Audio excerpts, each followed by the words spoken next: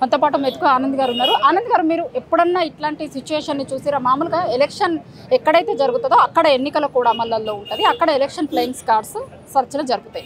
కానీ ఇవాళ కొత్తగా ఒక రకమైన కల్చర్ని చూస్తున్నాం. మరి జనార్దన్ రెడ్డి గారి ఇంట్లో కావచ్చు, లేకపోతే పొద్దున తక్కలపల్లి రవీంద్రరావు గారు వాళ్ళు అసలు ఆ నియోజకవర్గం కిందికి రాకపోయినా సరే వాళ్ళ ఇంట్లో మీదికి పోయి సర్చ్లని లేకపోతే ఒక భయభ్రాంతులకు గురి చేసేటువంటి సిచ్యువేషన్ ఎట్లా చూస్తారు మీరు?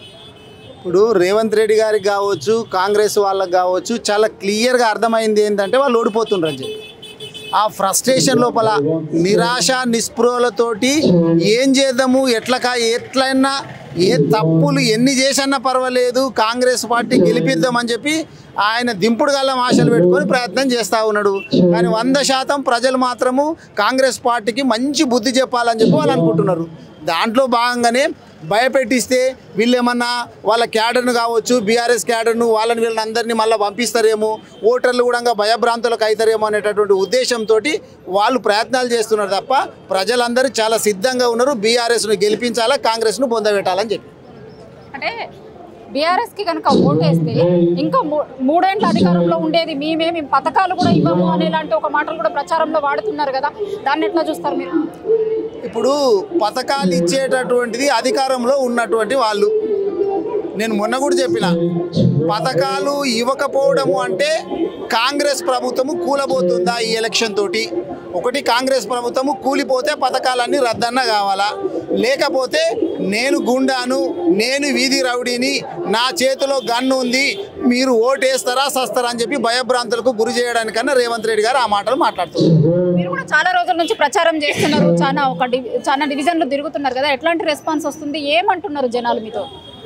ప్రజలందరూ స్వచ్ఛందంగా ముందుకొచ్చి మేము 2 ఏళ్ల పాలన లోపల కేసీఆర్ గారిని ఎంతో మిస్ చేసుకున్నాము, మాకు ఇప్పటి వరకు కేసీఆర్ గారిని మళ్ళీ గెలిపించుకోవాలనేటటువంటి మధ్యలో ఏ ఎలక్షన్ కూడా రాలేదు.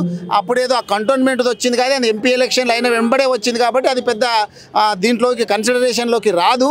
ఇప్పుడు మాత్రం మా సత్తా ఏందో, మాకు ఎన్ని హామీలు ఇచ్చి ఏ విధంగా మమ్మల్ని మోసం చేసిండ్రో రాబోయేటటువంటి రోజుల లోపల ఖచ్చితంగా ఎలక్షన్ల రోజు మాత్రం బుద్ధి చెప్తాం కాంగ్రెస్ కానీ ప్రజలు ఉన్నారు. అంటే ఒకటి చెప్పండి, మీరు అసలు జూబ్లీహిల్స్ నియోజకవర్గంలో బీఆర్ఎస్ పార్టీకి ఎందుకు ఓటేయాలంటే ఏం చెప్తారు? ఆ నియోజకవర్గ ప్రజలకు కావచ్చు, ఏం చెప్తారు మీరు?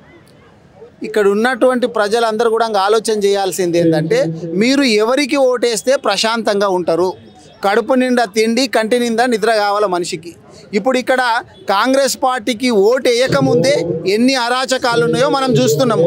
ఒకవేళ తప్పిదారి గిట్లంగా కాంగ్రెస్ పార్టీకి ఓటేస్తే ఇక్కడ ఉన్నటువంటి రాబోయేటటువంటి ఎమ్మెల్యే అనుకునేటటువంటి వాళ్ళు భ్రమపడుతున్నటువంటి వాళ్ళ చేతుల లోపల పురా అడ్డాలాగా మారిపోతుంది. వాళ్ళ దందాలు కావచ్చు, వాళ్ళ బిజినెస్ కావచ్చు, ఏ ఒక్కటి కూడా సరిగా నడవదు అనేటటువంటి ఉద్దేశంతో ప్రజలందరూ కూడా ఉన్నారు, వ్యాపారస్తులు ఉన్నారు. ఖచ్చితంగా బీఆర్ఎస్ గెలుస్తుంది.